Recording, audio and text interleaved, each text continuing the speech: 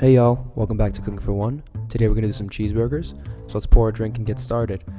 The first thing I'm going to do is prep my meat. So for this I'm taking 1 pound of 80% lean beef and 1 pound of lean pork, both ground, and I'm going to add salt and pepper and mix this pretty thoroughly. Once you get it all mixed, you're going to want to wash your hands and then pop that right in the cooler. The next thing we're going to do is we're going to prep our jam. So for this, we're doing black pepper, sweet onions, and bourbon jam. This is going to go inside the burger. We're going to stuff it later. So you want to slice the bacon really fine and get that in a skillet at like a low heat. We're going to render this all out. It will take some time, so just be prepared for that. While that's cooking down, we're going to work on our onion. This is a Vidalia onion that we're just going to julienne and caramelize in the bacon fat later. For now, we'll set it aside and wait for that to finish rendering.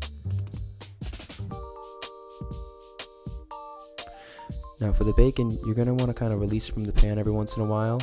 And then once it gets real crispy and has let all its fat out, you're going to add the onions directly to it. Keep the bacon in the pan. I'm going to stir this around a little bit, let it soften up. Once it starts to turn translucent, I'm going to lower the heat a little bit and walk away for a few minutes. And while that's going, we can slice our portabellas. You're basically just going to julienne them and then cut all of that in half. That's going to go inside the burger as well, so you want it to be nice and small. Once your onions are caramelized, we're going to remove it from the heat and add our bourbon. We're adding 1 shot of bourbon here.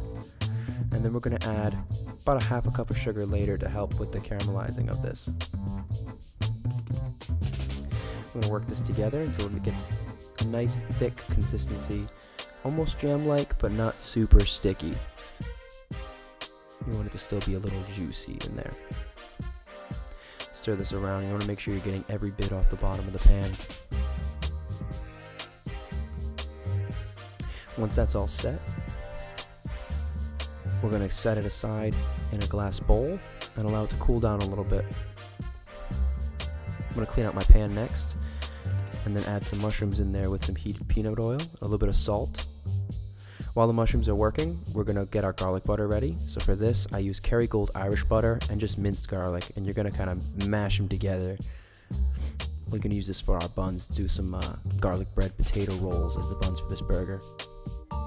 Once our mushrooms are soft, we're going to set those aside as well and use that as part of the filling. So the next thing we're going to do is we're going to form our patties.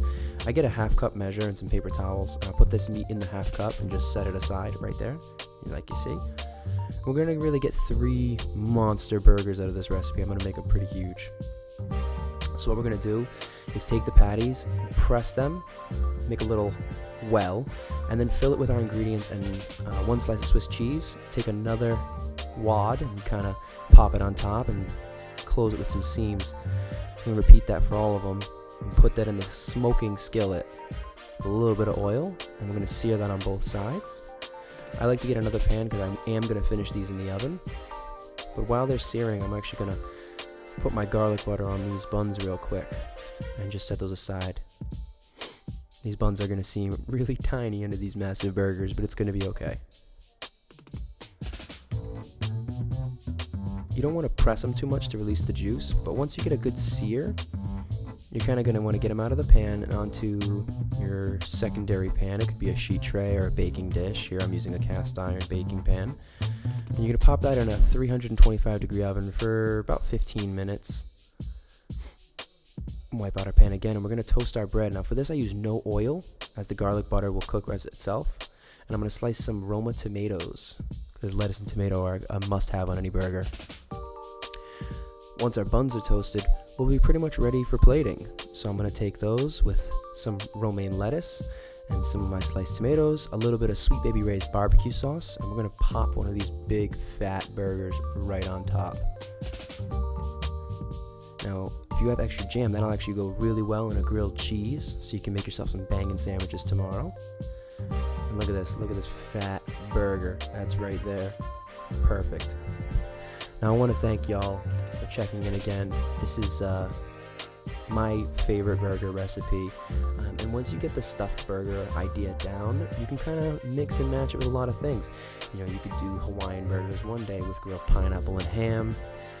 You can do, crispy onions instead of the sauteed onions, and really make it your own. But I want to thank you for checking it out, and I hope you have a fun time cooking at home.